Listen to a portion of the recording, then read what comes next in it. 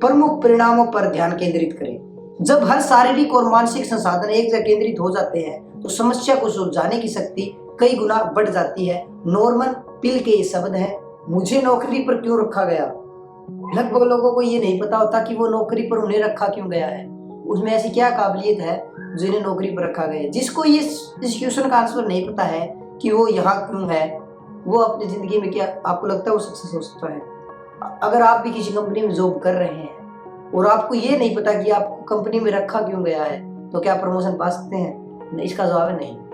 क्योंकि अगर आपको आपकी काबिलियत का पता ही नहीं है कि आपको प्रमोशन कैसे मिलेगी, आपको ये नहीं पता आपको नौकरी पे क्यों रखा गया है, तो आपको ये कैसे पता सकता है आपको प्रमोशन कैसे मिलेगी। तो ये बात जानना बहुत ही जरूरी है कि आपको नौकरी पे क्यों रखा गया है। तो ये क्योंकि ये परिणाम है कि आपको ये नहीं पता अगर नौकरी पे क्यों रखा गया है तो आपको परिणाम का कोई पता नहीं। और जब अगर परिणाम का नहीं पता है तो आप सक्सेस बिल्कुल नहीं हो सकते हैं। आमतौर पर आपके परिणामों को 5 से 7 भागों में विभाजित किया जा सकता है, लगभग इससे ज्यादा नहीं होगी, लगभग 5 से 7 ही भागों में इसको विभाजित किया जा सकता है। और जो परिणाम, प्रमुख परिणाम क्या है, वह काम जिसका आपको सबसे ज्यादा अनिवार्य है, जो काम आप ही कर सकते हैं, आप पर उस पे सबसे ज्यादा आप पे ही उसका प्रेशर है, वह काम आपका सबसे महत्वपूर्ण परिणाम है। वैसे ही हमारे शरीर में भी प्रमुख परिणाम क्षेत्र काम करते हैं। हम आपको शरीर से लिंक करके चलते हैं। जैसे हमारे शरीर में 5-7 जो प्रमुख क्षेत्र है जो हमारे लिए सबसे ज्यादा महत्वपूर्ण है, जैसे हृदय की गति, श्वास नलिका, अन्य एक्टिविटी, हम जैसे सांस लेने की जो एक्टिविटी है, श्वसन है और ब्रेन वेव है। इस तरह कुछ हमारे शरीर में एक्टिविटी है जो अगर बिल्कुल जो 1 सेकंड के लिए भी काम करना बंद करते हैं तो हम मर जाते हैं। तो वैसे ही है हमारे लाइफ में भी, जो आप नौकरी कर रहे हो, आपके पास 5-6 काम ऐसे अनिवार्य है जो आप काम अगर आप नहीं करते हो तो आपकी नौकरी खतरे में पड़ सकती है। तो आपको अपने 5-7 जो प्रमुख काम पता होना चाहिए, आपको नौकरी पे क्यों रखा है पता होना चाहिए, और उसके अकॉर्डिंग ही जो आपके सबसे महत्वपूर्ण काम है जो आपको करने चाहिए उस पर आपको पूरी लगन के साथ काम करना चाहिए। तो जैसे हम इनको काम करना एक आप बंद कर देते हैं तो आपकी नौकरी खतरे में पड़ सकती है। उसी के अनुसार अगर आप इसको सही फोकस कर इस काम को करते हैं तो आपको प्रमोशन के चांस भी उतने ही ज्यादा बढ़ जाते हैं। प्रमुख परिणामों पर ध्यान देना ही आपको जिंदगी में आगे ले जा सकता है। तो आप आज ही नोट करें कि आपके सबसे प्रमुख काम क्या है, आपको नौकरी पे क्यों रखा गया है। अगर आप कोई बिजनेस कर रहे हैं तो आप क्यों कर रहे हैं, आप पढ़ाई कर रहे हैं तो क्यों कर रहे हैं, आपको यह पता होना चाहिए कि आप क्यों कर रहे हैं। और उसी के अकॉर्डिंग अगर आप पढ़ाई करें तो टीचर से डिस्कस करें सबसे महत्वपूर्ण काम उसको कैसे करना है, उसको शुरुआत कर दें। अगर आप नौकरी कर रहे हैं तो अपने बॉस के साथ अपने महत्वपूर्ण काम डिस्कस कर सकते हैं।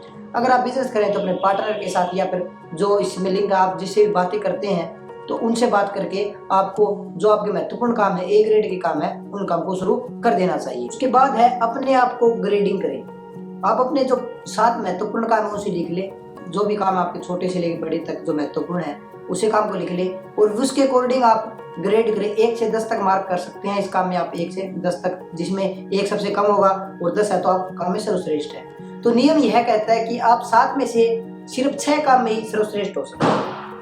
एक काम ऐसा होगा जो आपको या तो मन नहीं करेगा या आप उसको आसानी से नहीं कर सकते, तो एक ऐसा काम एक अवश्य होगा।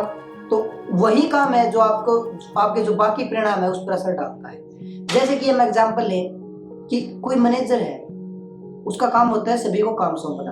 अगर वो उस काम में ही उसकी जो ग्रेड है वो बिल्कुल कम है तो उसके जो बाकी काम है उसमें उस तरफ श्रेष्ठ भी अगर है तो उस काम में वो असर डालती है। अगर वो काम ही अपने कर्मचारी को सही नहीं सौंप सकता है तो उसका नीचे जाना तय है, क्योंकि उसे उस काम पे जिसमें एक सबसे कम जो ग्रेड है उस पर उसको काम करना चाहिए, क्योंकि जो सबसे कम ग्रेड है वही काम बाकी सभी जो को प्रभावित करता है। अगर हमें वो काम में पीछे हैं तो हमें हमारी घृणा होगी, हम जो टाल मटोल काम, सबसे तरीका ये होगा हमें मोटिवेट नहीं हो पाएंगे। तो उस काम को ही हमें सबसे पहले करना चाहिए। ऐसा नहीं है कि वो काम नहीं आता उसे हम छोड़ दें, क्योंकि सबसे महत्वपूर्ण काम भी हुआ है हो सकता है। और हमारे काम की टाल मटोल करने की सबसे बड़ी वजह यही होती है कि हम तर्क संगत दे देते हैं कि ये काम मुझसे नहीं होगा, ये काम नहीं होगा, बाकी तो मैं कर रहा हूँ पर ये काम मेरे से नहीं होगा।